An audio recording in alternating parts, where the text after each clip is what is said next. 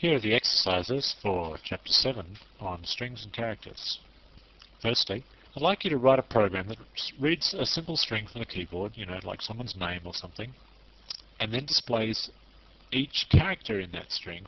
For each character in that string, display the numerical ASCII value of it. So if it was the letter A, for example, I want you to display 97, okay, for every character in the string. And you can use fgetS to read the string in, which means you'll get a new line on the end, and that's okay if you display the ASCII value of the new line as well. Next, display the entire ASCII character set. It's all 256 characters of them. I want you to see what they look like. You'll obviously see all the letters A through Z and the digits and the punctuation characters. Is it possible, I wonder, to print out unprintable characters, like the character represented by the ASCII value 241? Does that look like anything? Well, we'll find out. This is not as easy as it sounds. I'd like this output to look reasonably nice. So rather than just like a big mass of characters just appearing on the screen, if you could format it into some kind of grid pattern, maybe a 16 by 16 grid, that would be nice. 16 lines of 16 characters. That would be nice. Also, you'll find this as you do this, that there are some characters that screw up the output.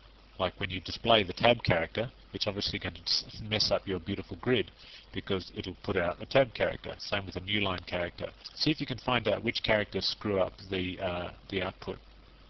You can find that out either by just doing it and seeing which ones actually screw it up, or you can actually look in a C reference manual and find out the special escape sequences for new lines, tabs, and so on, and see if there are any more besides the ones I mentioned.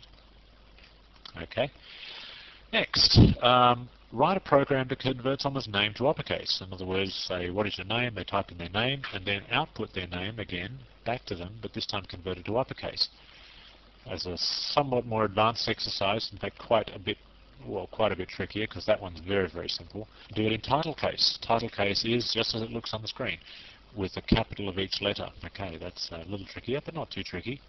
Finally, modify the course project. Use fgetS and putS where appropriate. That's pretty straightforward. Just get rid of all the unnecessary printets and all the unnecessary scanets. Also with our questions, like do you want to input another CD details, and they say yes or no to that, make sure that you allow uppercase or lowercase yeses, and uppercase or lowercase album singles, A for album and S for single. Make sure uppercase or lowercase A or S.